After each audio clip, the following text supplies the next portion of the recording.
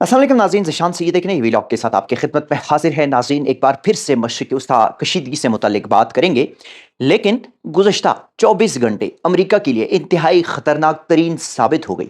वो अमेरिका जो सामने आके मुज़ाकरात की बात करते हैं, वो अमेरिका जो आके ईरान का फ़िज़ाइया सिस्टम, बहरी सिस्टम और पूरा मिज़ाइल और ड्रोन सिस्टम बर्बाद कर चुके हैं, वो अमेरिका जो ईरान को स्टोन एज में धकेलना चाह रहे, उस अमेरिका के लिए गुज़श्ता 24 घंटे इंतहाई ख़तरनाक और तबाहकुन साबित हो चुके हैं। कैसे? कैसे वो अमेरिका जो यहाँ कुछ और कहता है लेकिन ग्राउंड रियलिटीज़ कुछ और हैं। ये कुछ पॉइंट्स, कुछ डेटा हम आपके सामने रखेंगे, लेकिन अगर आपने हमारे चैनल को सब्सक्राइब नहीं किया, अभी चैनल को सब्सक्राइब करें ताकि आपको अपडेट्स बर वक्त मिल सके।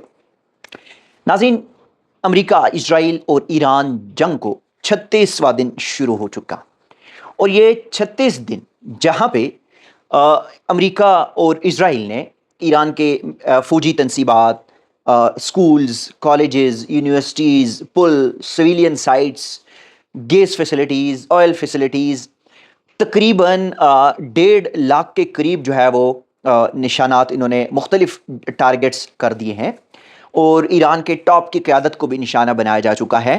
और फिर जब मीडिया स्टेटमेंट्स में बात आती है तो सदर ट्रंप ने अमेरिका का ड्रोन सिस्टम बर्बाद कर दिया। सदर ट्रंप ने या इजराइल ने, अमेरिका ने मिलकर ईरान का एयर फोर्स जो है या एयर डिफेंस सिस्टम है वो बर्बाद कर दिया। नेवी फोर्स और नेवी का जो सिस्टम है वो तकरीबन ख़त्म कर दिया। अमेरिका ने ईरान का जोहरी तनसीबात ख़त्म कर दिया, मिज़ाइल सिस्टम ख़त्म कर दिया और इंफ्रास्ट्रक्चर को बर्बाद कर रहे। और अब जो है वो अमेरिका ईरान को स्टोन एज में भेजना चाह रहे, और उसके साथ साथ जो ख़र्ज का जजीरा है उस पर कब्ज़ा करना चाह रहे हैं, और ईरान के जो यूरेनियम अफजुदगी है तकरीबन 1000 पाउंड, तो वो लेने की कोशिशों में है। ये उनकी मीडिया स्टेटमेंट्स है। अब कुछ एक्चुअल बात करते हैं कि ये गुज़श्ता 24 घंटे जो मैं कह रहा हूँ कि अमेरिका के लिए तबाहकुन साबित हो गई, वो कैसे? तो आए ज़रा थोड़ा सा डिस्कस करते हैं। गुज़श्ता 24 घंटों में सबसे पहले अमेरिकी सेक्रेटरी डिफेंस पेट्सेंट ने तकरीबन 10 टॉप के आला फौजी अहदेदारों को अहदों से बरतरफ कर दिया, निकाल दिया, ऑस्टेट कर दिया। और उसके साथ फिर यहाँ से ये पहला झटका था। क्यों?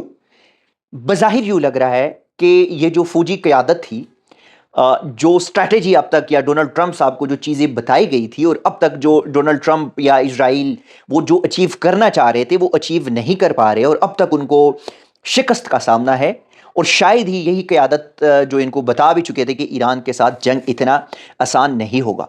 ऑल दो बिल क्लिंटन हो, ओबामा हो, बुश हो, जो बाइडन हो, इन तमाम को माजी में अमेरिकन इंटेलिजेंस और अमेरिकन जो फोर्सेस है वो बता चुके थे कि ईरान के साथ जंग जो है वो मुश्किल होगा, और वो तमाम जायज़ा पहलू लेने के बाद वो हमेशा इजराइल की इस बात से इनकार करते थे कि ईरान पर हमला करे। मासेवाई सदर ट्रंप के इनको मनाया गया, और शायद एप्स्टीन फाइल की वजह से तो अमेरिकन सदर डोनाल्ड ट्रंप इजराइल की बातों में आ गए और उन्होंने ईरान पर हमला कर दिया। ऑल उनके फोर्सेस ने, उनकी एजेंसीज ने, इन्होंने तमाम रिपोर्ट्स सदर ट्रंप के सामने रखी और कह दिया था कि ईरान के साथ जंग मुश्किल होगा, और वाकई में हो रहा है। तो अब ये जो 24 घंटे की टेन्योर का मैं बता रहा हूँ, जो टाइमिंग है ना, इसको ज़रा देख लीजिएगा।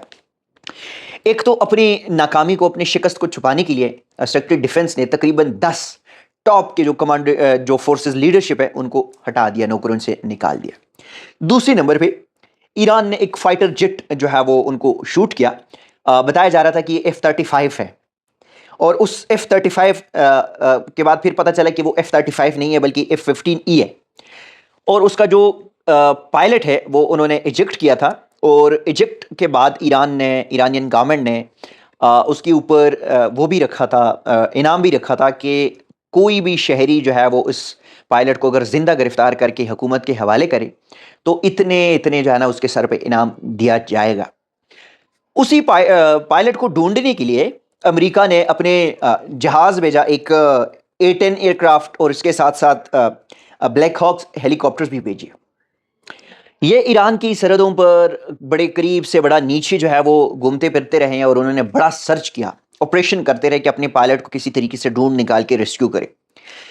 पहला तो ये था कि ये वाकया जो कल हमने देखा, ये हम मई 2025 में देख चुके हैं, जब पाकिस्तान और इंडिया की जंग शुरू थी और इंडियन ड्रोन्स पाकिस्तान के साइड पे आ चुके थे। تو لوکل کو ہم نے دیکھا تھا کہ وہ اپنے گھروں سے اپنے جو لوکل ان کے پاس جو بندوقیں تھے اس سے AK-47 ہو یا AK-53 ہو یا دیگر کوئی بھی ہو تو ان سے فائر کر کے وہ ڈرون کو ہٹ کرتے تھے. تو کل بھی ہم نے دیکھا کہ ایرانین لوگ وہ پرانے زمانے کی بندوقوں کے ساتھ یا AK-47 کے ساتھ وہ یہ بلیک ہاکس ہیلی کاپٹر کے اوپر اور یا جو A-10 ایئر کرافٹ ہے اس کے اوپر فائر کرتے تھے. آلدو وہاں سے تو یہ بچنے میں کامیاب ہو گئے اور یہ US جیٹ جو A-10 ایئر کرافٹ ہے یہ ابنائے ہرمس کے راؤنڈ اباؤٹ جو ہے وہ انہوں نے اپنی بڑا لو رکھا اس کو اپنے فلائٹ کو اور بڑا گھومے پھرے انہوں نے سرچ آپریشن کیا اور ابنائے ہرمس کے round about Iranian air defence system نے اس کو مار گرایا. اچھا ایک تو ان کا جو A-10 US ایئر کرافٹ ہے اس کو مار گرایا گیا. اس کے بعد اس سے پہلے F-15E فائٹر جیٹ کو ایرانین ایئر ڈیفنس نے مار گرایا تھا. پھر یہ جو A-10 کے ساتھ جو 2 بلیک ہاکس ہیلی کاپٹر گھوم رہے تھے اور ریسکیو آپریشن میں مصروف تھے انہی دونوں بلیک ہاکس ہیلی کاپٹر کو مار گرایا. اس کے ساتھ ساتھ ایران نے کویت میں ایک الیکٹریسٹی اور ایک پانی کے جو ڈی سیلینیشن پلانٹ تھا اس کو نشانہ بنایا. UAE میں ابوظہبی میں جو ہبشان گیس فیسلٹیز تھی ان کو پلانٹ کو ہٹ کیا اور کویت میں ایک کھڑے بیس کے اوپر جو اٹیک کیا تھا اور اس میں امریکہ کے CH-47F چینوک ہیلی کاپٹر کی فوٹیجز ایران نے وائرل کر دی اس کو بھی نشانہ بنایا گیا. اس کے ساتھ ساتھ اسرائیل کے شہر نگیو میں جو علاقہ ہے وہاں پہ انہوں نے ایک انڈسٹریل فیکٹری تھی اور وہ بھی ہٹ کیا. اب یہ تھوڑا فگر جو آ رہا ہے اور اس کے ساتھ ساؤتھ کوریا اور فرانس دو پہلے وہ ممالک تھے یورپی یونین کا کر لے یا ویسٹ کے کر لے جن کی اسٹریٹ آف ہرمز سے ان کی جو ویسلز تھے ان کے جو جہاز تھے ان کو گزرنے کی اجازت بھی مل گئی.